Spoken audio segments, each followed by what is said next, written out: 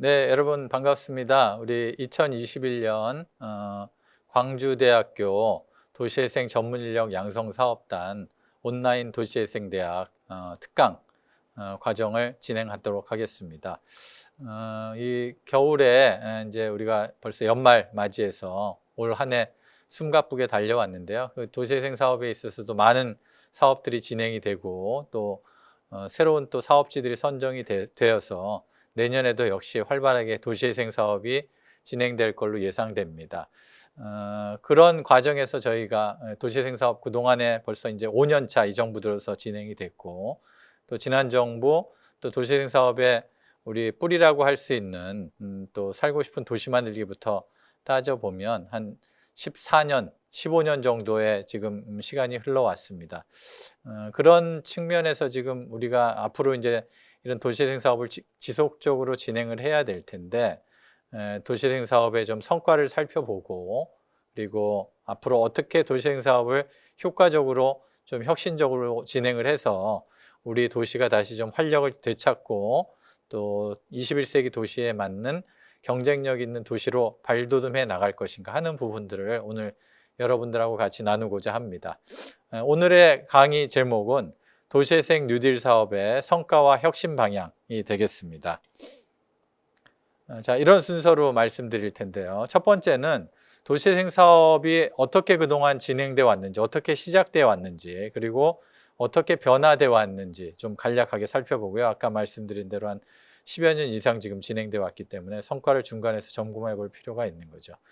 또 그 사이에 2000년대 우리 21세기에 들어서면서 우리 도시의 여건들, 도시 개발의 여건, 또 도시계획의 여건이 굉장히 많이 바뀌고 있죠. 최근에 뭐 정신없을 정도로 빠른 이 속도로 우리 사회 구조가 변화되고 우리의 삶의 패턴도 바뀌고 또 디지털화되고 이 도시재생 사업이나 산업 구조도 굉장히 많이 바뀌어가고 있습니다. 이런 지역 여건의 변화에 맞춰서 도시재생이 효과적으로 이제 변화되고 정책이 업그레이드되고 혁신이 돼야 되는데, 그런 측면에서 첫 번째 장에서 도시재생의 연역과 지역 여건 변화를 살펴보도록 하겠습니다. 두 번째 장에서는 도시재생 뉴딜 사업의 성과와 과제를 살펴보도록 하겠습니다. 도시재생 뉴딜 사업이 지금 현 정부 들어서 2017년부터 뉴딜 사업이라는 이름을 달고 본격적으로 추진이 된 지 이제 벌써 5년 차를 맞았습니다. 그동안에 한 500여 개의 도시재생 사업 지역이 전국적으로 선정이 됐고요. 그다음에 한 20조 원 가까이가 지금 계획비로 활성화 계획비로 지금 완료가 된 데도 있고 지금 진행 중인 데들도 또 있습니다. 그런 여러 가지 이제 또 다양한 사업 수단들이 만들어지고 도시재생 특별법도 만들어졌고 해서 여러 가지 이제 성과를 낸 반면에 또 도시재생 사업에 대해서 이 효과가 굉장히 미미하다, 도시재생의 효과가 부족하다 하는 또 비판도 있는 게 사실입니다. 그래서 그런 앞으로 우리가 그런 효과들을 더 보다 본격적으로 우리 도시에 구현을 하고 도시재생 사업의 성과가 나타날 수 있도록 개편을 해야 되는 이제 정책 과제를 가지고 있죠. 그런 내용들을 역시 또 살펴보도록 하겠습니다. 마지막으로는 결론 파트가 되겠는데요. 이 도시재생을 위해서 어떻게 그럼 도시를 혁신할 것인지, 혁신적인 도시재생 사업을 어떻게 해나갈 것인지 하는 부분을 살펴보고요. 그다음에 그동안의 도시재생 사업이 중앙정부에서 만들어 놓은 틀거리 안에서 유형도 5가지로 딱 한정이 돼 있고 면적도 제한이 돼 있고 하는 이런 부분들의 짜여진 형태로 상당히 중앙부처 주도적인 어떤 재생 사업의 흐름을 가지고 왔죠. 이제 앞으로 이게 결국은 지역에서 일어나는 문제들이고 또 지방도시에서 주로 발생들 하는 문제이기 때문에 그 지역의 특성에 맞는 바로 지역 주도의 도시재생 정책으로 전환해 나가야 될 그런 과제들을 가지고 있습니다. 그래서 3장에서는 도시혁신과 지역 주도의 도시재생 방향이라는 제목으로 여러분들과 같이 내용을 살펴보도록 하겠습니다. 자, 첫 번째인데요. 도시재생 정책의 연역과 그다음에 지역 여건의 변화를 살펴보도록 하겠습니다. 자, 먼저 이 도시재생 정책 내용을 들어가기 전에 우리나라가 그동안 어떻게 발전해 왔는지, 우리나라가 어떻게 성장해 왔는지 공식적으로는 우리 유엔의 산하기구인 유엔 무역기구에서 우리나라 대한민국은 더 이상 개발도상국이 아니고 소득이나 개발 상태나 발전 상태를 볼 때 선진국이다라고 하는 부분들이 공식적으로 올해 하반기에 인정을 받았죠. 그래서 사실은 우리나라가 90년대에 선진국 클럽이라고 하는 OECD에 가입을 했지만 그때는 상당히 소득도 좀 떨어져 있었고 우리나라의 국가 발전 단계나 도시개발도 상당히 뒤처져 있었지만 이제는 세계 어느 나라를 가봐도 뭐 우리나라보다 잘 사는 나라 아직도 좀 물론 있습니다만 선진국 클럽이라고 하는 OECD 나라들을 가봐도 우리나라가 결코 뒤지지 않죠. 어떤 부분에 있어서는 굉장히 이제 더 빨리 성장하고 있고 특히 디지털 산업이나 스마트 도시라든가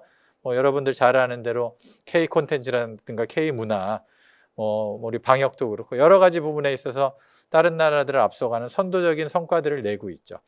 반면에 도시의 개발이나 발전 단계에 있어서 보면 아직도 많이 부족한 게 사실입니다. 우리가 해외 여행을 가거나 해외 답사를 가서 보면 선진국의 많은 도시들이 녹지도 굉장히 풍부하고 주택의 여러 가지 문제들도 사회적인 주택이나 주택 문제도 공급도 상당히 활발하고 해서 주택 문제도 별로 없고 또 이 도시의 생활 환경이나 이런 부분들이 굉장히 고도화돼 있고 또 수변 공간도 잘 발달돼 있는데 반해서 아직 우리는 그런 부분들이 굉장히 부족하죠.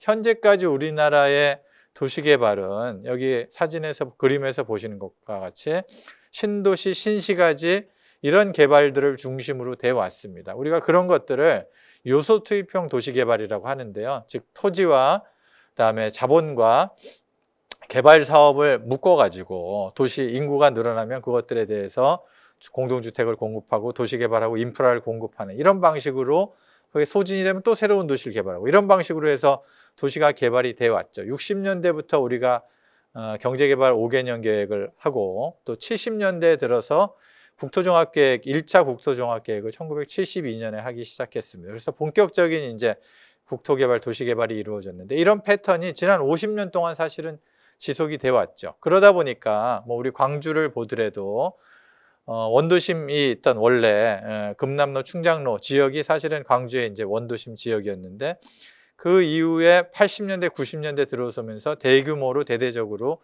외곽 지역들이 개발이 되기 시작했죠. 여러분들이 잘 아는 바와 같이 상무지구가 90년대 개발됐고 또 첨단지구도 역시 90년대 개발이 됐습니다. 그 이후에 뭐 풍암지구나 수안지구나 이런 많은 그 신시가지들이 도시의 외곽 지역에 개발이 되면서 원도심에 있던 시청도 옮겨갔죠. 또 한국은행이나 금융기관들도 대거 옮겨갔죠. 또 업무 기능이나 이런 부분들이 따라서 대거 옮겨가고 그거에 따른 상업시설, 뭐 우리 아파트 단지 이런 부분들이 대거 다 외곽 지역으로 옮겨가게 됐습니다. 그래서 지금 우리가 겪고 있는 대로 원도심 지역이 굉장히 침체되고 결국은 또 우리 전남도청도 남학 신도시로 이전하면서 이제 아시아문화전당이 최근에 들어섰습니다만 굉장히 침체되고 쇠퇴한 그런 양상을 보이고 있는 거죠.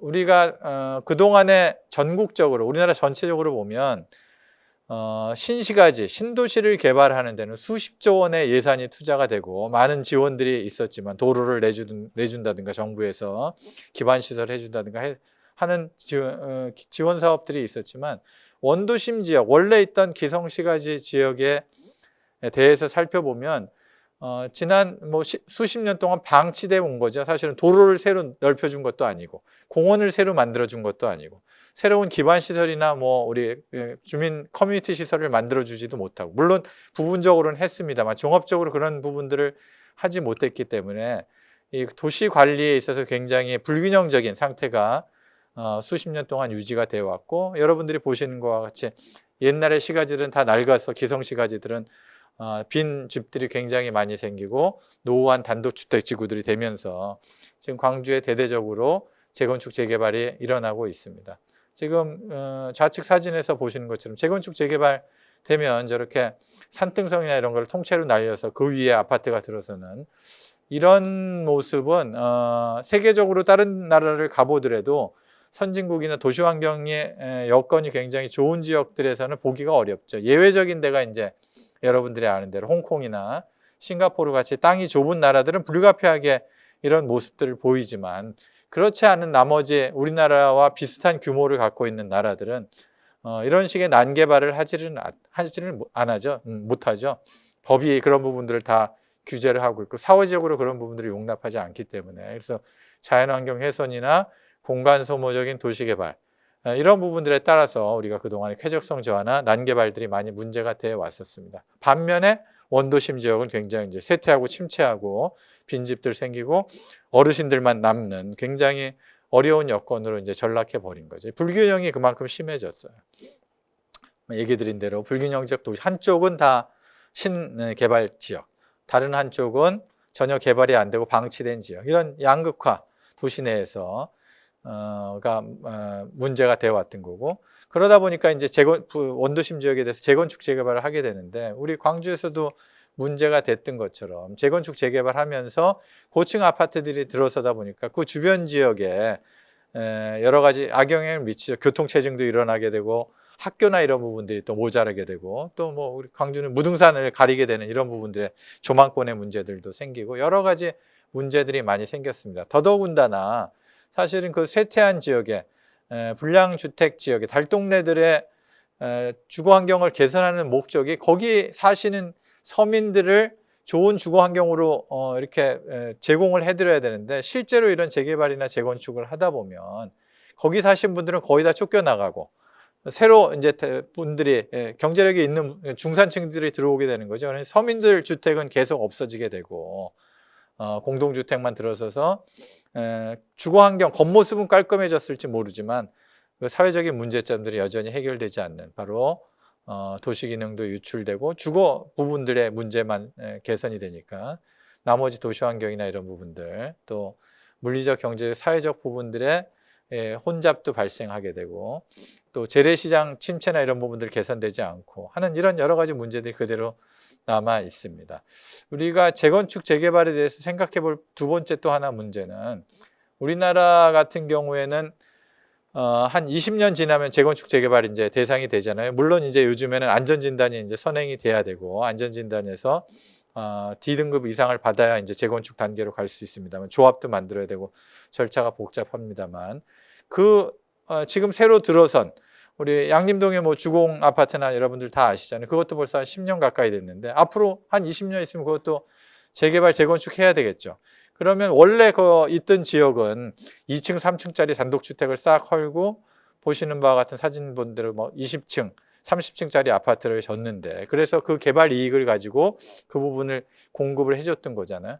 만약에 저런 아파트 단지들이 20년 후에 재개발을 해야 되려면 그 개발 이익을 어디서 갖고 오겠어요? 결국은 층수를 높여서 올려야 되는데 그럼 층수를 높이려면 얼마나 올려야 될까요? 한 80층, 90층, 100층 정도 올려야 사실은 되는데 그건 비상식적인 얘기죠. 불가능한 얘기죠. 앞으로 그런 공동주택들의 재건축 재개발 문제가 사회적으로 큰 문제로 다가올 겁니다. 해답이 없어요. 현재까지는. 선진국의 많은 그래서 일본도 그렇고 프랑스도 그렇고 아파트 단지들이 통째로 공실이 되는 이런 문제들이 생기고 있는 거죠.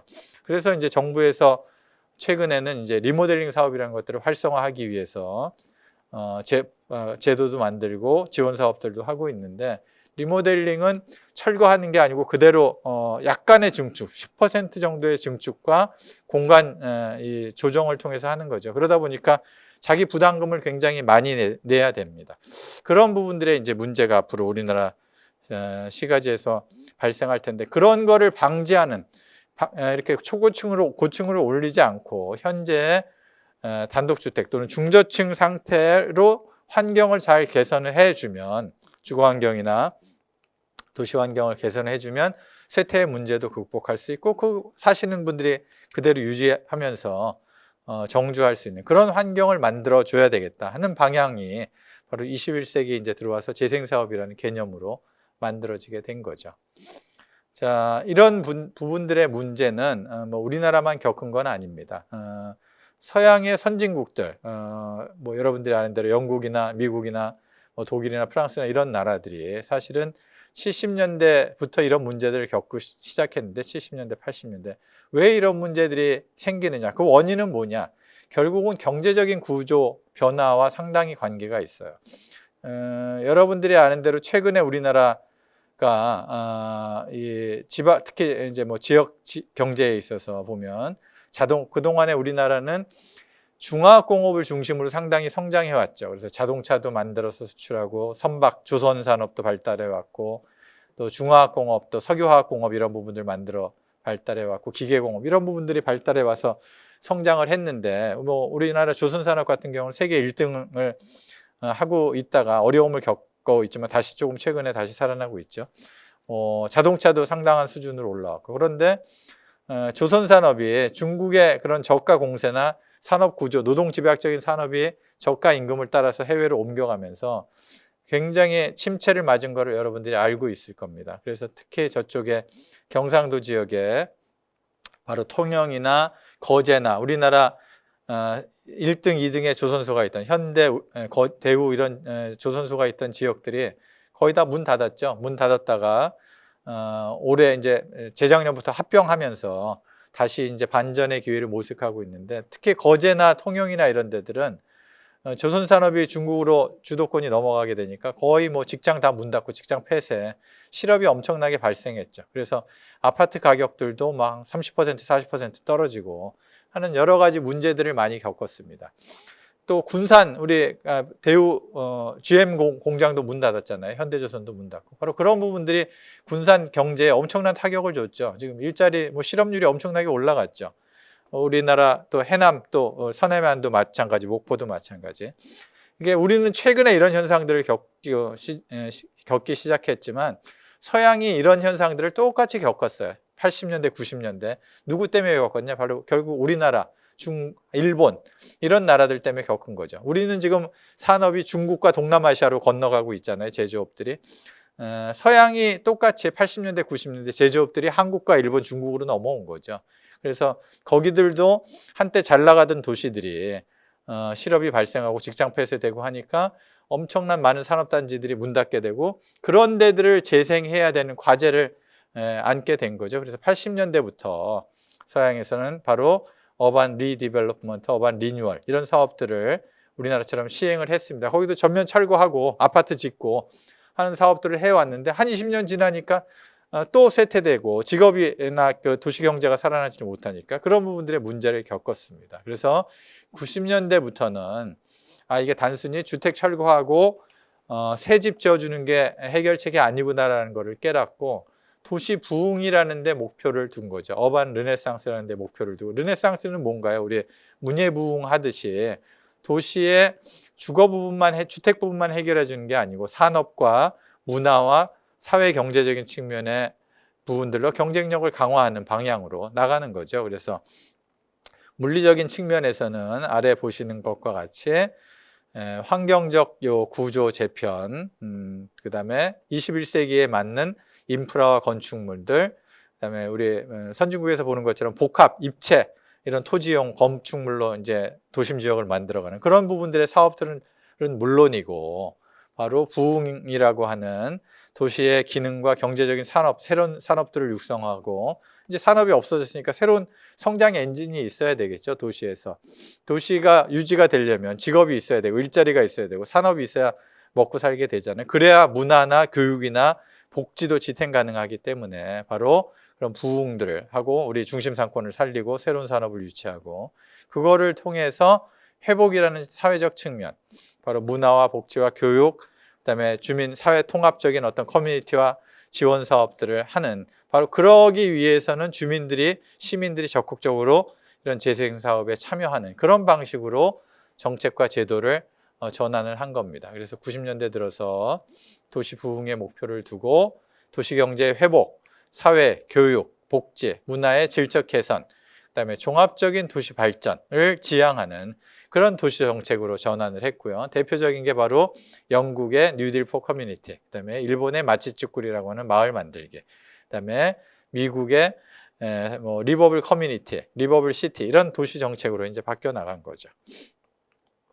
자, 우리나라도 이 도시재생 정책이 뿌리가 깊습니다. 우리 많은 정책들이 시행이 되고 또 없어지고 하지만 이 도시재생 정책은 여기 보는 대로 2005년 때부터 시작이 됐고요. 뿌리를 찾을 수가 있고 2005년 바로 노무현 대통령 있던 시절부터 우리나라가 이제 올림픽도 했고 월드컵도 했고 또 뭐 이제 선진국 그 수준으로 올라가고 있는데 우리의 삶의 수준은 그렇지 못하더라. 소득 대비해서 우리의 생활 여건이나 삶의 수준이 그걸 쫓아가지 못하니까 경제개발은 경제개발대로 하면서 우리 도시에서의 삶의 수준, 삶의 질을 높이고 수준 높은 도시 환경을 갖춰야 되겠다. 그래서 도시 경쟁, 살기 좋은, 살고 싶은 도시를 만들어야 되겠다 하는 정책을 2005년부터 본격적으로 추진을 했습니다. 이제 이런 정책 아까 앞에서 뉴딜 포 커뮤니티라든가 선진국에서 해왔다 그랬죠. 그래서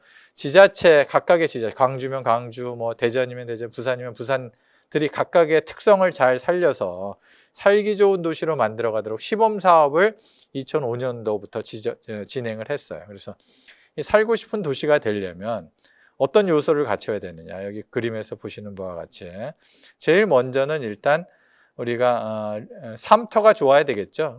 리빙 플레이스, 바로 우리 주거와 교육, 또 우리 뭐 의료, 안전, 교통 이런 부분들이 잘 체계적으로 기능을 잘 발휘할 수 있도록 삶터를 잘 가꿔주고, 그 다음에 그걸 유지하는 일터, 산업이 있어야 되겠죠. 워킹 플레이스가 있어야 되겠죠. 그래서 산업단지, 경제, 우리 업무단지 이런 부분들을 고도화하고 기능들을 잘 발휘할 수 있도록 도시체계를 만들어주는 부분.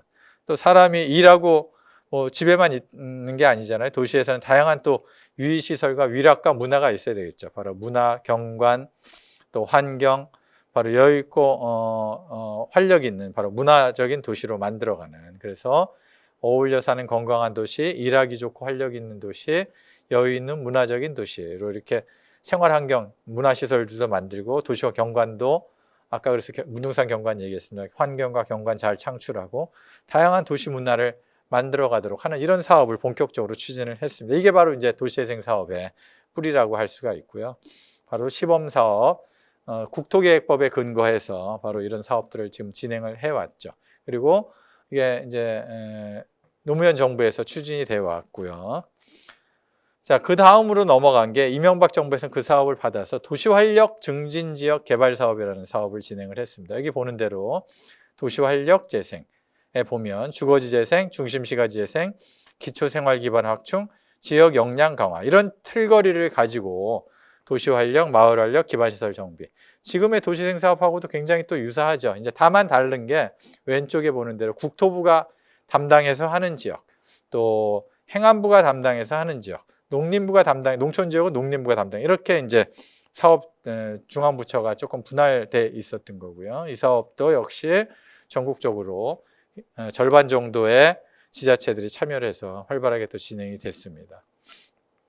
그리고 지난 이제 우리 박근혜 정부에 들어서는 이제 도시재생 특별법을 만들었죠. 2013년에 도시재생 특별법을 제정을 하고 14년도부터 시행을 하면서 보는 바와 같이 도시재생 선도 사업을 전국에 13개인가요? 13개를 지금 지정을 했습니다. 그래서 우리 광주 전남에 보면 광주의 동구, 그다음에 순천 지역이 이제 선도 사업으로 먼저 진행이 돼서 우리 이제 마무리가 되고 성과를 상당히 냈죠. 여러분들이 순천에 가보시면 중앙동 향동 지역에 재생 사업이 여러 가지 많이 진행이 돼서 면모가 일신됐죠. 바로 그런 부분들의 사업이 이때부터 진행이 됐습니다.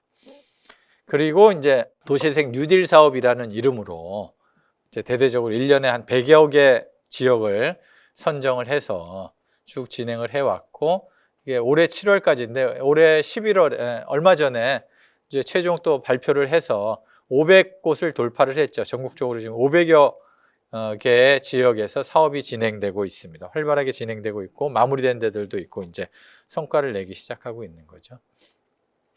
자, 아까 말씀드린 선진국의 사업들도 이런 것들이 진행되고 있어요. 미국의 경우인데요. 미국은 우리나라의 국토교통부가 있듯이 여기에 보면 US Department of Housing and Urban Development, HUD라고 하는 주택도시개발부가 있죠. 중앙부처로. 거기서 바로 이런 재생과 같은 사업을 하고 있는데 그 사업의 이름이 커뮤니티 개발 블록 보조금이에요. CDBG, 커뮤니티 디벨롭먼트 블록 그란트라고 하는 재정 보조 사업을 하고 있습니다. 그 사업을 뭘 하냐 하면 이 그림에 보시는 대로 기반시설하고 지역에 경제개발 프로젝트를 하고 공공시설 설치, 커뮤니티 센터, 주민들이 이용하는 커뮤니티 센터, 그다음에 주택재생, 그다음에 중소기업도 지원하고 주택 소유자도 지원해서 그 지역을 활력 있게 유지하는 사업을 진행을 하고 있고요. 74년에 이제 미국 연방 정부에서 시작한 거죠. 그 지자체에다 지원해주는 110억 달러를 가지고 시작했는데 작년 자료를 보니까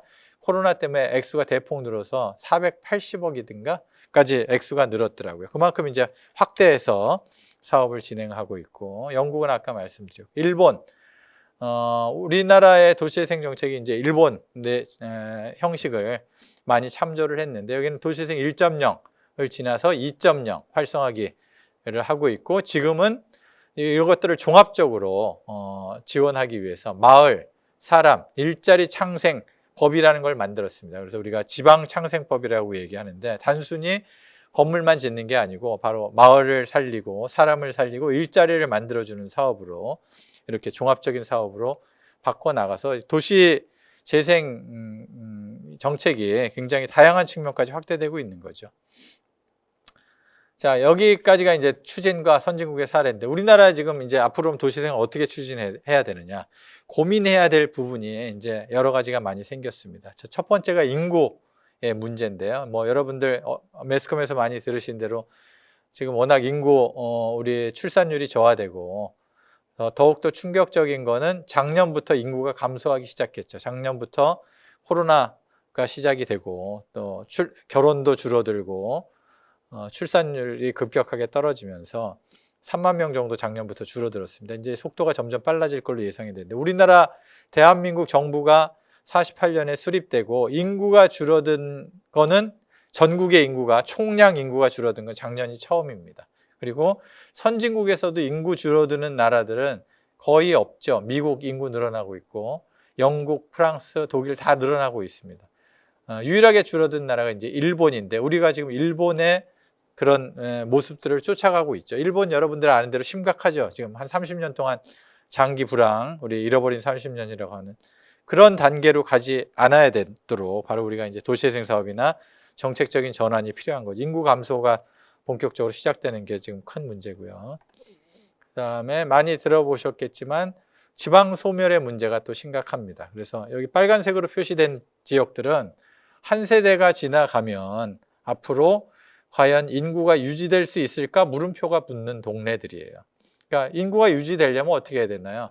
애들을 많이 낳아서 애기들이 커서 어른이 되고 이렇게 그렇게 인구가 늘어나거나, 아니면 산업단지를 개발하거나 뭔가 일자리가 생겨서 외부에서 이주를 와야 되겠죠. 그 두 가지가 아니면 세 번째 방법은 뭐 이민을 받아들이는 거죠. 근데 우리나라 이민을 잘 개방을 안 하잖아요.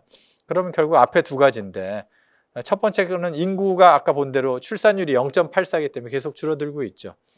그래서 지금 인구 늘어날 요인들이 없어요. 그러다 보니까 이 지역들은 앞으로 한 세대 30년 후에 어떻게 될 것인지 물음표가 붙은 지역인데, 유지가 될 것인지 걱정되는 지역인데, 우려되는 지역인데, 자, 우리 광주 전남 지역을 봐보세요. 광주, 하얗게 돼 있는 광주를, 여기가 광주죠. 광주, 그 다음에 목포, 그 다음에 여수, 순천, 광양을 빼놓으면 다 빨간색이에요. 나머지 다 인구 소멸 우려 지역이라는 거죠. 그리고 뭐 경상도의 농촌 지역, 충청도의 서쪽 지역, 그다음에 경북의 농촌 지역들이, 이 지역들이 소멸 우려가 되는 지역들이 전국에 지금 올해 행안부에서 발표한 걸로는 89개가 지금 선정이 됐고, 그거에 대해서 이제 내년부터 본격적인 또 지원 사업을 하려고 하고 있는 거죠. 자, 이 부분도 이제 우리가 해결해야 될 과제고, 자, 아까 얘기 드린 대로 산업, 아까 통영, 거제, 그다음에 군산에 이런 것들이 기반 사업이 이렇게 문 닫게 되면 폐업, 실업, 뭐 그러면 이런 데 장사 당연히 안 되겠죠. 상권 활성화 뭐 안 되겠죠. 바로 침체가 이제 발생하기 때문에 이런 부분들은 재생 사업으로 획기적인 산업 구조, 산업 경쟁력 강화, 신산업 발굴을 해줘야 되겠죠. 여러분들이 아마 그 성남의 판교 알죠? 신도시로 개발된 판교가 만들어진 지가 이제 한 10여 년이 넘었는데, 지금 판교에서 올해, 이건 이제 작년 자료고 100조 올해가 106조인가 100조를 훨씬 넘었어요. 매출액이. 도시도 아니고 어떻게 보면 사업 작은 지구잖아요. 그걸 우리 광역시로 이렇게 줄을 세워서 보면 인천보다 전체 생산량이 높고 광주보다는 뭐 말할 것도 없고 전남이나 전국 7위예요. 7위. 그 정도로 판교에는 뭐가 있기 때문에 그런 거예요. 지금 산업 구조에 맞게 디지털 산업으로 다 네이버나 이런 다 본사들이 있잖아요. 정보통신 IT 산업들이 있죠. 그런 데가 성장을 하고 아까 보신 대로 제조업들은 지금 쇠퇴하고 있는 거죠. 바로 지방 도시에서도 빨리 이런 디지털 전환이 경쟁력 강화가 일어나야 일자리가 생긴다는 그런 함의가 이런 것에도 재생사업을 연결을 해야 되겠죠. 자, 우리가 4차 산업혁명을 겪으면서 제조업들은 이렇게 다 마이너스로 줄어들고 앞으로 디지털과 그다음에 엔지니어링, 비즈니스, 금융, 경영 뭐 이런 쪽에 이제 일자리가 늘어나니까 재생사업을 하면서도 이런 쪽에 이제 사업 분야들을 발굴을 해야 되고요. 그래서 아까 얘기 드린 도시재생 특별법이 2013년에 만들어졌는데 자, 목적을 봐 보면은요. 이와 같습니다.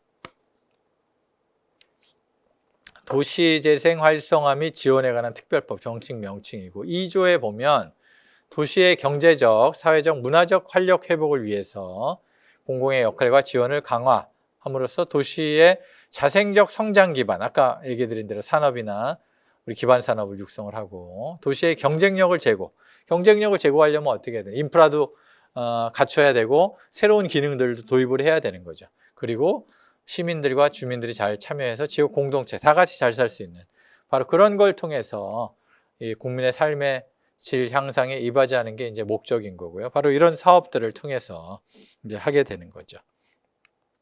그리고 정부에 들어서는 이 도시재생 사업을 한 단계 조금 변화시켜서 목표를 어디에 뒀느냐? 도시 혁신에 뒀습니다. 지자체와 커뮤니티 주도의 새로운 도시 혁신. 혁신이라는 건 뭔가요? 우리 혁신. 가죽을 새롭게 하는 거예요. 껍데기까지 다 우리 바꾸는 거예요. 고통스러운 과정이죠. 그동안에 잘 어떻게 보면 안주했던 부분들을 대대적으로 개혁해서 새로운 성장 동력을 아까 발굴하고 도시 구조도 경쟁력 있게 만들고 거기에 일자리도 많이 만들어서 도시가 활력 있게 가야 되기 때문에 바로 이 4대 목표를 정했습니다. 주거 문제가 이제 심각하니까 바로 주거복지, 노후한 주거를 정비하는 이게 재생사업이니까 필수적으로 들어가야 되겠죠. 플러스 도시 경쟁력 향상, 바로 지역의 특화 자원들, 지역의 정체성을 잘 반영해서 광주 같은 경우에는 그러니까 문화적 재생이나 이런 부분들을 더 강화해야 되겠죠. 문화도시니까. 일자리 창출, 사회적 경제나 기업 투자를 유치해서 일자리를 창출하고 지역에서 그다음에 모든 주민들 그런 혜택이 골고루 다 돌아갈 수 있도록 사회적 약자를 보호하고 양극화를 해소하는 사회적 통합. 이게 이제 도시재생의 4대 목표라고 보시면 되겠습니다. 뉴딜 사업에. 앞으로 이제 그동안에 그래서 주거복지, 집수리 사업이나 이런 부분들을 많이 했고 사회적 공동체 관련된 사업을 많이 했는데 앞으로 더 요구받는 부분이 바로 경쟁력 향상과 일자리 창출. 이 부분에 성과를 더 내달라 하는 부분들의 목소리가 이제 높은 거죠. 자, 이게 이제 여태까지의 재생 사업의 연역과 우리 여건 변화라였다면, 자, 어떤 성과들이 있었는지 한번 살펴볼까요? 자, 도시재생 뉴딜 사업은 이렇게 5가지 유형으로 진행이 됩니다. 그래서 제일 작은 우리 동네 살리기 사업 규모 제일 작고 지원액도 뭐 적지는 않은 액수입니다만 50억이니까 적지 않은 액수입니다. 그다음에 여기 지방비 매칭해서 100억 정도의 사업을 가지고 동네를 이제 새롭게 살기 좋게 만드는 거죠. 그다음에 주거지 지원형 노후한 주거지 불량 주거 지역에 대해서 골목 정비, 주차장, 공동이용시설, 생활 편익 시설 하는. 그다음에 일반 근린형 주거도 살리고 골목 경제도 살리는 골목 상권과 주거지 사업. 그래서 이거는 한 200억 정도 플러스 지자체 비용이 이제 들어가기 때문에 그래서 4년 동안 정도 하는. 그다음에 중심시가지 바로 상권을 살리는 거죠. 원도심 지역. 또 우리 지금 백운동 교차로 로타리에 대대적인 사업들이 진행되고 있죠. 그런 게 이제 중심시가지형입니다. 그래서 부도심을 살리거나 이 지역 상업과 지역 상권을 살리는 상업, 창업, 역사, 문화, 관광, 예술 이런 부분들을 하는 부분들이 되겠고요. 경제 기반형 대규모의 도시 전체를 대상으로 하는 산업을 살리고 지역 경제를 살리는 일자리를 창출하고 기업 투자를 유치하는 바로 역세권이나 산업단지 항만을 대상으로 이렇게 하는 대규모의 사업들이 되겠습니다. 6년 정도 하고 사업비도 뭐 500억 이상 이제 진행되게 되는 이런 5가지 유형으로 진행이 되고 있습니다. 그 외에 뭐 생활 SOC 사업이라든가 공동체 공간 활용 사업이라든가 노후 공공청사 복합 개발 사업. 우리 그래서 지금 백운동에도 그 예전에 그 보훈병원 자리 바로 공공청사 복합 개발 이런 걸로 이제 진행이 되고 있는 거죠.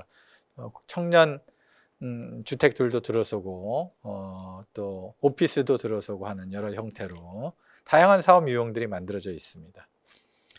또 작년에 보다 좀 재생사업을 성장 발전시키기 위해서 도시재생 혁신지구라고 하는 요 새로운 사업 제도가 들어왔어요. 그래서 이거는 공공위에서 중심으로 해서 도심 지역에 IT 기반이나 이런 부분들과 산업과 연계해서 스마트 시티도 만들고 일자리도 만들고 혁신 거점도 조성을 하고 뭐 인프라도 만들고 또 교통체계도 개선하는 대대적인 사업을 공공임대주택도 당연히 들어가고요. 창업지원 프로그램 이런 걸 해서 도시 재생의 생태계를 만들고 청년 일자리를 만드는 이런 사업들도 지금 진행이 되고 있고 광주역에 지금 혁신지구가 지정이 되어 있습니다.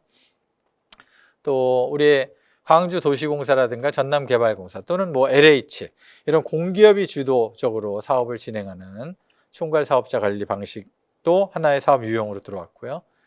그다음에 사업의 하나의 부지를 중심으로 해서 단일 건물로 그 지역의 환경 개선을 도모하는 도시재생 인정사업도 들어왔습니다. 빈집이나 노후주택을 이렇게 정비하는 또 빈 상가, 공실 상가도 더 이상 운영이 안 되면 그걸 주거로 바꾸기도 하고 문화시설로 바꾸기도 하고 복합시설로 바꾸기도 하는 이런 부분들 공공청사 뭐 예전에는 동사무소 이거 달랑 하나만 있었죠. 근데 이렇게 바꿔서 이제는 동사무소에 문화시설도 들어가고 청년주택도 들어가고 뭐 여러 가지 복합시설로 지금 생활 SOC를 공급을 하고 있고요. 주차장도 들어가고 그다음에 노후 산단도 이제는 예전에는 산업단지가 공장밖에 없어서 잔량 생산시설밖에 없었지만 이제는 공원도 있고 거기에 애들 뭐 어린이집도 있고 문화시설도 있고 이렇게 복합적으로 가는 거죠. 그래야 근로자들이 어느 정도 안정적인 생활을 하면서 일을 할 수가 있으니까 바로 그런 사업들도 지금 진행되고 있습니다.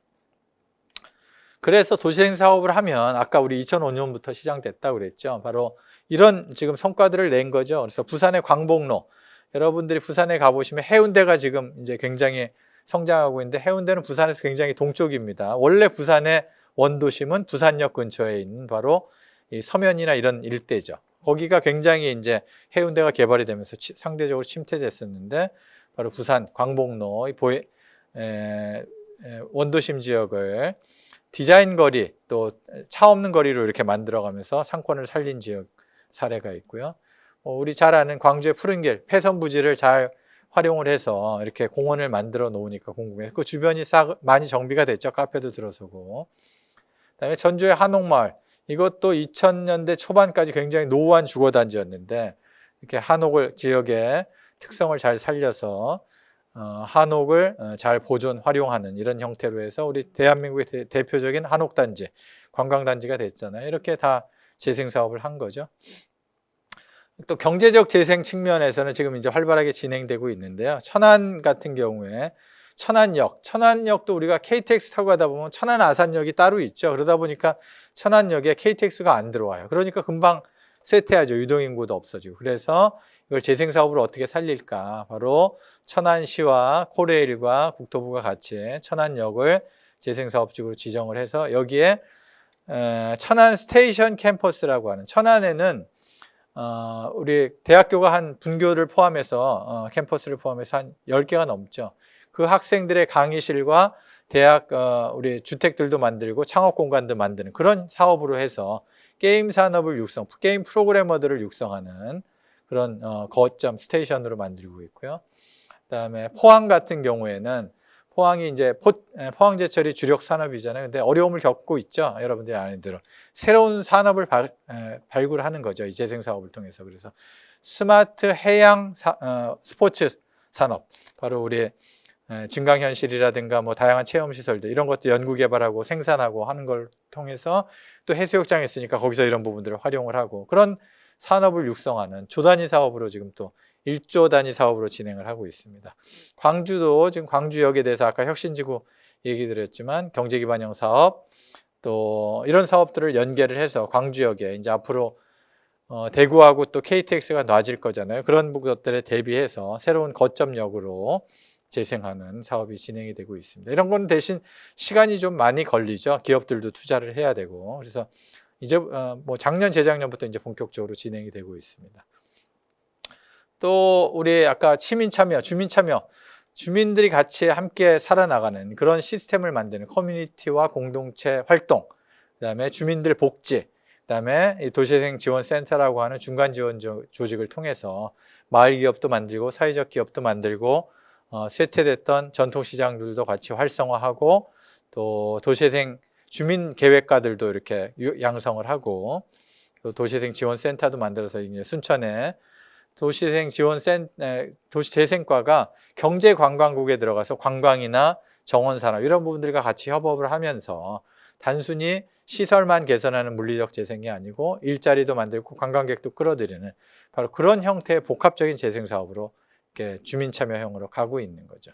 자, 이런 성과들을 지금 이제 내고 있는 건데요. 그래서 도시재생 사업이라는 게 아까 앞에서 말씀드렸습니다만 정의, 목적 말씀드렸습니다만 바로 이 공동체적인 성격이 굉장히 한 틀에는 있습니다. 우리 주민들이 같이 참여해서 커뮤니티 공간들도 만들고 문화적 향유도 같이 하고 같이 공동체로 살아나가는 우리나라는 또 그런 전통과 역사가 있고 광주가 또 그런 부분들이 강하잖아요. 바로 사회운동적인 측면이 있고요. 함께 같이 사는 부분에 또 하나는 경제기반형처럼 대규모의 사업들 아까 포항이나 광주 또 천안 같은 데 성공을 하려면 기업들이 투자를 해서 일자리도 만들고 기업도 세우고 고용도 하고 취업도 하고 해야 되겠죠. 바로 그런 개발 사업의 성격이 있습니다. 이 두 개가 잘 같이 병행이 돼야 돼요. 잘 같이 조화를 이루어야 공공적인 측면의 개발 사업이 잘 성과를 거둬야 아까 말씀드린 대로 경제 일자리도 창출이 되고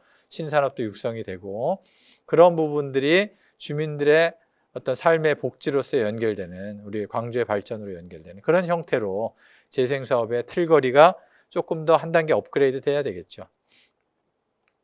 바로 이런 여러 가지 그 사업들을 마치고 나면 그래서 일자리가 창출이 돼 있어야 되고 주거복지, 노후한 주택들도 개량이 돼 있어야 되고 우리 원도심에 부족했던 기성시가지에 부족했던 문화시설이라든가 공원이라든가 주차장 이런 부분들도 확대가 되고 그다음에 상권도 활성화가 되고 하는 이런 부분들 또 스마트시티나 이런 부분들이 적용이 돼서 경쟁력 있는 도시로 바꿔 나가야 되겠죠. 이런 부분들을 목표로 지금 진행이 되고 있고 성과를 내고 있습니다. 그래서 얘기 드린 대로 도시재생 사업의 여러 유형들이 이렇게 있지만 아까 우리 동네 살리기부터 뭐 주거지 지원형이나 이런 쪽은 바로 사실은 공간적인 복지를 위한 거죠. 주민들의 공동체를 위한 거고 살기 좋은 살고 싶은 마을을 만들어 드리는 그런 거기 때문에 주민들이 참여하지 않으면 이건 성공할 수가 없습니다. 그래서 이런 사업들을 할 때는 사업 내용을 결정을 하고 시설을 만들 때 적극적으로 주민들이 참여해서 나중에 그 시설도 관리하고 유지하고 하는 부분들까지 주민들이 맡아서 하시는 그런 마을 만들기 운동적인 측면이 강하고요. 반면에 경제기반형 역세권 정비를 한다든가 뭐 복합지식센터를 만든다든가 원도심을 활성화시킨다 하는 부분들은 상당히 사업성이 안 되면 사업성을 확보하지 않으면 프로젝트 개발을 하지 않으면 이게 어렵죠. 그러니까 민간 투자를 유치해야 되기 때문에 규제 완화가 상당히 중요하고 일정 정도 사업성이 없으면 민간들은 투자를 안 하잖아요. 그래서 어느 정도 사업성을 보장해 주되 거기서 일어나는 개발 이익은 지역에 재투자할 수 있도록 개발 이익도 환수하는 규정 신속하게 추진을 해야 되겠죠. 기업은 오래 시간이 끌면 이 사업 비용이 증가되기 때문에 투자를 안 하죠. 바로 전문성이 굉장히 요구되는 그런 두 가지 성격이 공존하고 있습니다. 그래서 공공성의 틀에서 사업성을 잘 조화시켜야 되는 그런 내용들이 앞으로 우리 과제로 이제 가지고 있는 겁니다. 자, 그래서 마지막으로 이제 세 번째 장 도시혁신과 지역 주도의 도시. 그럼 앞으로 도시재생을 어떻게 바꿔 나가야 될 것이냐? 그리고 어떻게 지역에서 우리 지방에서 그 시군에서 주민들과 같이 주체적으로 해나갈 것이냐 이제 그 방향을 한번 생각을 해보도록 하겠습니다. 자, 첫 번째는 바로 그동안의 도시재생 사업 아까 5개 유형 말씀드렸습니다. 딱 범위가 정해져 있어요. 뭐 우리 동네 만들기 사업은 5만 제곱미터 딱 그 경계가 딱 정해져 있죠. 그걸 뭐 1m라도 벗어나가면 그 밖에서는 사업을 할 수가 없는 거죠. 그래서 그런 한계를 좀 극복을 해서 구역별 단위 사업에서 통합적인 도시구조 재편 사업으로 바꿔나가야 된다. 바로 그 사업 경계를 넘어서는 여러 가지 사업들을 같이 연계를 하고 그걸 통해서 도시공간을 새로운 도시기능을 도입하고 복합 공공 업무 시설들도 개발하고 인프라도 강화하는 이런 공간 조성이 필요하겠죠. 혁신하는. 그리고 아까 부족했던 지금 현재 도시재생 사업에서 부족했던 경제 활성화 부분, 바로 도시기반산업 구조를 개편을 하고 새로운 산업을 유치를 하고 민간 기업이나 민간 투자를 유치를 하기 위해서 이미 제도상으로는 뭐 입지 규제 최소 구역이나 아까 혁신지구, 특별 설계, 특별 계획 구역 이런 제도들을 잘 활용을 해서 경제 활성화를 할 수 있는 재생 사업으로 또 탈바꿈해 나가야 되고요. 그런 거를 효과적으로 하기 위해서는 바로 협력적인 주민 참여, 그거를 이제 뭐 거버넌스라고 얘기도 하고 파트너십이라고도 얘기를 하는데 바로 주민들이 필요한 생활 SOC, 생활재생, 사회경제적 일자리 뭐 이런 부분들을 더 강화해 나가는 방향으로 이렇게 3가지 방향을 잘 우리가 꾸려 나가면 바로 공간과 사람과 산업을 잘 육성을 해서 도시구조의 혁신적인 재편, 도시 경쟁력 강화할 수 있는 방향으로 나갈 수 있다고 생각합니다. 두 번째가 아까 혁신지구도 말씀드렸습니다만 도시 내에서 끊임없이 새로운 것들이 기능들이 만들어지고 새로운 산업, 새로운 일자리가 만들어지려면 바로 혁신을 창출할 수 있는 그런 환경을 만들어야 되죠. 그래서 아까 일자리 주거 공간도 상당히 혁신, 공유주택이나 이런 부분들, 뭐 공유 오피스, 코워킹 스페이스 이런 부분들도 만들고 그다음에 창업이나 이런 부분들을 지원할 수 있는 여러 가지 프로그램들 그리고 문화적인 여러 가지 측면, 여가, 문화, 어메니티 이런 것들이 높아야 우리 청년들이 또 삶을 사는데 장애 요인이 없으니까. 그다음에 첨단 대중교통 시스템, 그래서 자동차 교통, 승용차 교통을 줄이고 그런 것들을 우리 지자체와 기업과 또 아까 중간지원조직과 주민들이 다 참여해서 협력적인 사회적 자본을 잘 만들어가는 게 중요하겠죠. 바로 그런 혁신 창출 환경을 만들어가는 게 재생사업을 통해서 중요하고요. 그다음에 아까 보여드린 5가지의 유형은 이게 서울이나 하다못해 조그만 군이나 똑같은 유형으로 지금 접근이 되고 있어요. 그러다 보니까 이 대도시, 거대 도시나 조그만 읍지역까지 똑같은 모델로 가다 보니까 여러 가지 문제점들이 많이 생기는 거죠. 그래서 바로 농촌 지역은 적어도 지방 중소도시는 그 지역이 갖고 있는 다양한 자원, 지역 자원을 가지고 특화 발전할 수 있는 특화형 도시 재생이 좀 필요하다. 그래서 대도시, 중소도시, 농촌 거점 도시 재생 사업이 좀 달라져야 된다 하는 내용이 되겠습니다. 예를 들면 여기 이제 구례 같은 사례인데요. 구례는 우리 지리산도 있고 야생화라든가 이런 부분들의 자원들이 굉장히 많죠. 옛날 또 전통 주조장이나 이런 것들도 있고. 근데 현재 재생 사업 유형에서는 이런 거를 살릴 수 있는 유형이 별로 없어요. 그래서 이런 부분들을 잘 담아서 각각의 지역의 특화형으로 만들어가는 유형을 좀 새로 만들고 아예 유형 구분을 아예 없애버리든가 하는 형태로 해서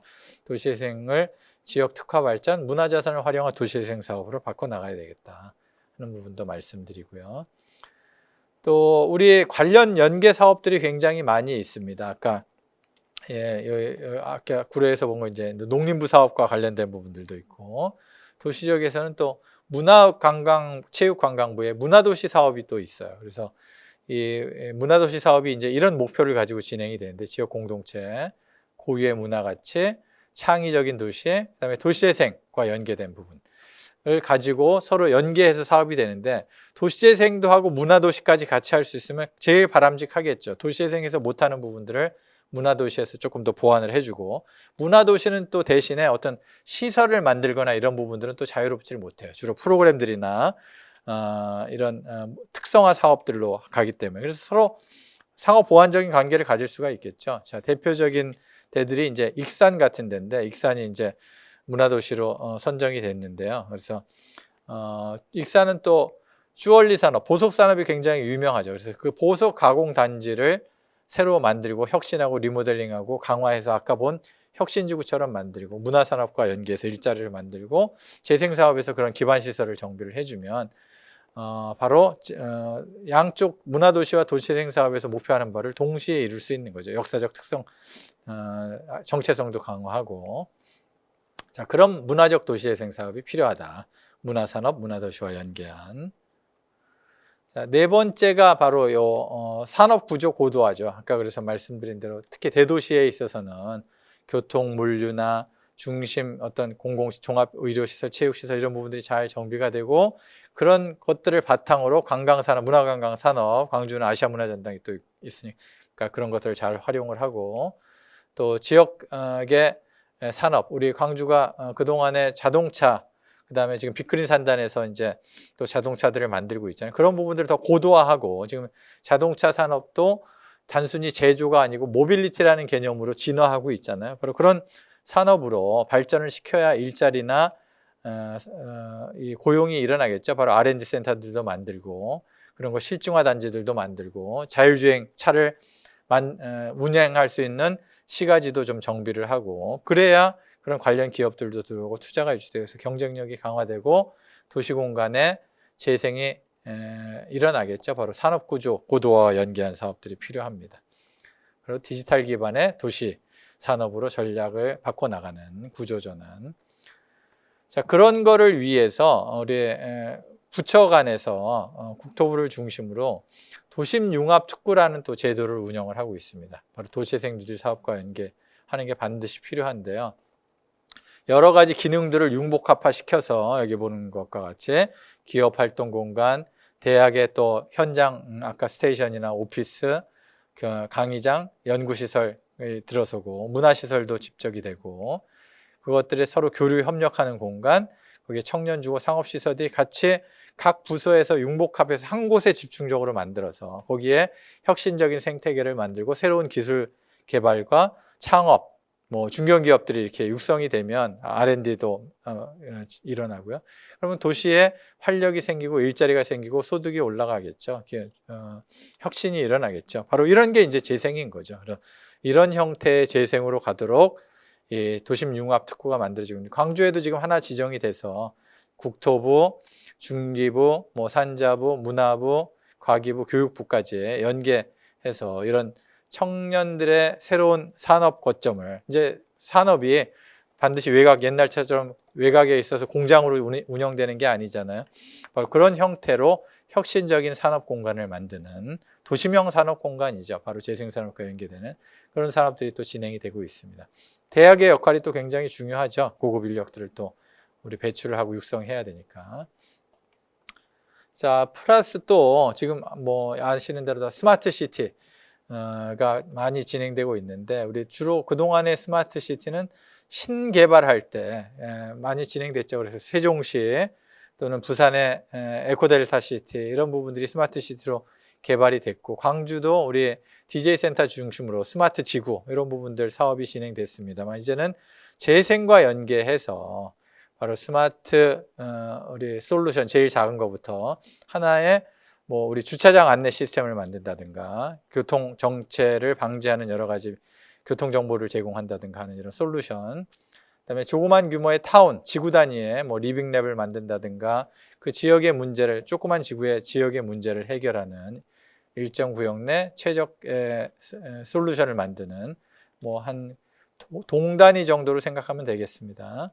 그다음에 도시 전체를 다 스마트 도시로 만드는 아까 도심 융합 특구 이런 거랑 이제 같이 연계해야 되겠죠. 그래서 민간 컨소시엄 광주 같은 경우는 지금 첨단 산업 단지에 우리 정보통신 사업자들 컨소시엄들이 들어와서 스마트 산업 단지로 바꿔 나가는 그런 사업들이 진행되고 있죠. 바로 그런 도시 전체에 적용되는 이런 것들을 통해서 도시 쇠퇴 문제를 해결하는 바로 스마트 시티와 도시재생 뉴딜 사업을 연계하는 이런 사업들도 더욱더 우리가 발굴을 해야 될 지금 과정에 있습니다. 그런 방향으로 전환을 해야 되겠죠. 여러분들이 아시는 대로 지금 기후변화와 기후위기가 굉장히 심각하죠. 올해도 얼마 전에 미국도 토네이도 때문에 많은 사람들이 죽고 다치고 또 필리핀도 태풍, 산불, 또 산사태 뭐 여러 가지 사업 재난들이 많이 발생하고 있습니다. 그래서 도시재생을 통해서 기후위기, 새로운 도시로 바꿔 나갈 때는 앞으로는 그런 재난과 기후변화까지를 고려한 바로 에너지, 이산화탄소를 배출하지 않는 에너지 자립형 주거 재생으로, 주거 정비로 가야 되겠죠. 여기는 베딩턴, 베드제드라고 하는 영국의 바로 그런 사례인데요. 100가구 정도 옛날에 버섯 공장으로 쓰던 데를 에너지 자립, 100% 에너지, 화석연료를 안 쓰는, 석유와 석탄을 안 쓰고 여기 보는 대로 풍력과 태양광 이런 신재생 에너지를 가지고 이 단지에서 쓰는 에너지를 자립하는 그런 주거단지를 만들었습니다. 이미 2000년대 2003년인가 4년인가 완공해서 이제 사람들 들어가서 잘 살고 있고, 이런 단지들이 전 세계적으로 점점 많아지고 있죠. 우리가 재생을 하면서 주택 정비를 해야 되기 때문에 바로 이런 에너지 자립형 주거 재생 모델을 우리나라 이제 만들 필요가 있고요. 이게 단순히 아까 조그만 단지뿐만 아니고 500세대, 1000세대의 아파트 단지까지 역시 이런 형태로 에너지 자립 공동주택 단지 만들어가고 있습니다. 최근에 일본에서는 이런 부분들을 접목을 해서 SST라고 하는 Sustainable Smart Town이라는 개념으로 만들어가고 있죠. 이게 후지사와라고 동경에서 도쿄에서 한 40분 정도 서남 쪽에 있는 원래는 파나소닉의 공장이 있던 부지예요. 이 파나소닉 공장이 있던 부지인데 이거 역시 전자산업도 우리나라한테 많이 뺏겼죠. 일본의 전자산업들이 뭐 소니, 파나소닉 다 굉장히 타격을 입었잖아요. 삼성이나 뭐 LG나 우리 약진을 하는 바람에 공장이 문을 닫았어요. 빈 공장이 돼버렸어요. 그거를 그대로 방치해 둘 수는 없죠. 그래서 이거를 재생을 하기 위해서 이전 적지를 바로 주택단지를 만들었는데 한 400호 정도 주택단지를 만들었는데, 그래서 주거로 이제 만든 거죠. 에너지 자립, 역시 에너지 자립의 주택단지를 만들어서 태양광으로 하고, 여기 있으면 관리비를 하나도 안 내요. 이 만들어진 전기를 도쿄전력에다 팔아서 거꾸로 돈을 받는 거죠. 그걸 마을 관리비로 사용을 하고 입주자들은 돈을 무료의 에너지를 쓰는 형태로 이 주택단지 개발 모델을 만들어서 성공적으로 분양을 한 거죠. 그래서 빈 유유단지도 활용하고 도시개발도 하고 거기에 스마트시티를 적용을 해서 에너지 자립형 형태로 만든 새로운 모델을 발굴한 거죠. 부동산 개발의 모델도 되기도 하고 재생도 하고 두 마리 토끼를 잡은 그런 사례들이, 우리도 이제 앞으로 이런 부분들을 이제 해나가야 될 과제가 있고요. 그래서 이런 도시재생을 종합적으로 추진을 하려면 바로 종합적인 도시재생 전략이 있어야 되고, 거기에는 문화적, 환경적, 경제적 여러 가지 융복합을 통해서 지금 일어나는 기술 혁신들을 잘 활용을 해서 바로 압축적인 도시기반 시설 확충, 복합문화시설지구, 도시 기능을 고도화, 도시 구조를 고도화해 나가는 바로 도시재생 전략 시스템을 만들어 가야 되고요. 우리 도시재생 전략 계획이라는 게 있습니다. 거기에 이런 부분들을 담아서 도시재생을 중장기적으로 적어도 10년, 20년 다 아까 해외 성공 사례들은 10년, 20년 정도의 도시재생 사업을 꾸준히 추진해 왔기 때문에 우리도 그런 전략을 가지고 이제부터 시작인 거죠. 아이고, 두 장. 그리고 그런 것들을 잘 운영 관리하는 이런 지원센터, 우리 도시재생 지원센터가 만들어져 있습니다만 그런 것들을 보다 확대해서 도시재생 사업뿐만 아니고 사회적 기업, 사회적 경제, 또 일자리 창출, 청년 교육이나 주거 문제까지 다 통합해서 지원할 수 있는 그런 형태로 이제 확대해 나가는 센터의 기능을 강화해 나가는, 그리고 센터의 역량과 또 직업적인 안정성을 또 강화해 나가는 것도 필요하죠. 그래서 도시재생이 어느 한 주체만의 지자체만 시청만 열심히 한다고 해서, 또 기업만 열심히 한다고 해서, 주민들만 열심히 한다고 해서 성공하기가 어렵고, 이런 협력적인 협치체계, 아까 거버넌스라고 했습니다만 민간과 그다음에 우리 시와 또 공사들과 지역 기업들과 또 지역의 상인의 주민, 또 시민들, 시민단체, 또 문화단체들이 다 총 역량을 동원을 해야, 지금 그만큼 위기 상황입니다. 지방도시, 아까 지방소멸 얘기 드렸습니다만 새로 업그레이드를 하고 혁신하지 않으면 앞으로 이 인구 감소 시대, 더군다나 국제적인 경쟁은 점점 더 치열해지고 있잖아요. 우리 잘 나가던 도시도 깜빡 잘못하면 아까 본 대로 중국이나 이런 산업 구조들이 다 해외로 이전을 하고 사업 구조가 바뀌어 버리니까 그 기반 산업이 금방 침체될 수가 있는 거죠. 눈감 3, 4년 사이에. 그런 현상들을 당하지 않도록 미리미리 대비하는 게 바로 지역재생, 도시재생의 혁신 체계를 만드는 것이고요. 바로 융복합적인 도시재생과 거버넌스를 통해서 공간을 혁신하고 산업을 고도화하고 문화를 활성화시켜서 우리 공동체, 시민들이 다 같이 잘 살 수 있는 도시재생 거버넌스를 만들어가는 게 중요하다. 이렇게 말씀을 드리도록 하겠습니다. 그래서 도시재생이 공간적인 전략으로는 이렇게 아까 인정사업 얘기 드렸죠. 거점들을 만드는 거죠. 가능성 빈 집이나 빈 건물들을 잘 활용하라고 빈 유휴지 부지, 아까 SST 후지사와 말씀드린 그런 것들을 잘 거점들을 만들고, 그다음에 우리 푸른길이나 부산의 광복로에서 본 것처럼 그런 것들을 지역 자원을 잘 연계해서 이렇게 네트워킹을 하고, 그다음에 전체 권역으로 확대해 나가는 도시재생 네트워크를 형성하고 권역으로 확대해 나가는 이런 부분들, 문화도시와 연계하면 더욱 바람직하고요. 그런 전략이 절대적으로 필요합니다. 자, 그래서 정리해 보면은요, 그동안에 우리가 도시재생 주로 조그만 부지, 아까 인증사업 얘기했습니다. 아니면 지구 차원에서 했었죠. 그래서 요게 맨 마지막에는 생활 SOC 많이 확충이 됐고, 마을 환경도 많이 개선이 됐어요. 커뮤니티 시설도 들어갔고, 주차장이나 공원이나 또 빈집 정비 사업들도 많이 진행이 됐습니다. 그걸로서도 좋은 성과지만 거기서 안주할 수만은 없는 거죠. 사업 지구별로 그래서 많은 주민들이 참여했고, 우리 동네 사람, 우리 같이 함께 살아나가야 될 이웃, 이런 인식들이 마냥 향상된 것도 중요한 성과입니다.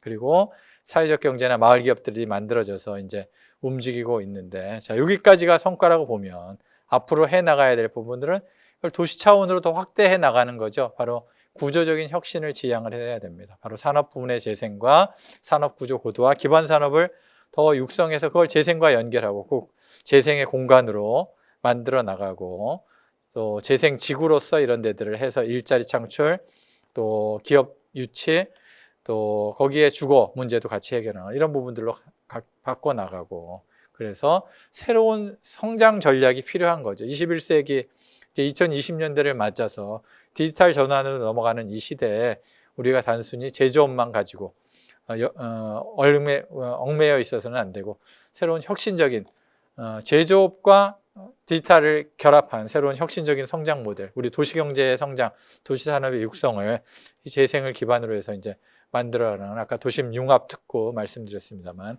그런 과제를 가지고 있습니다.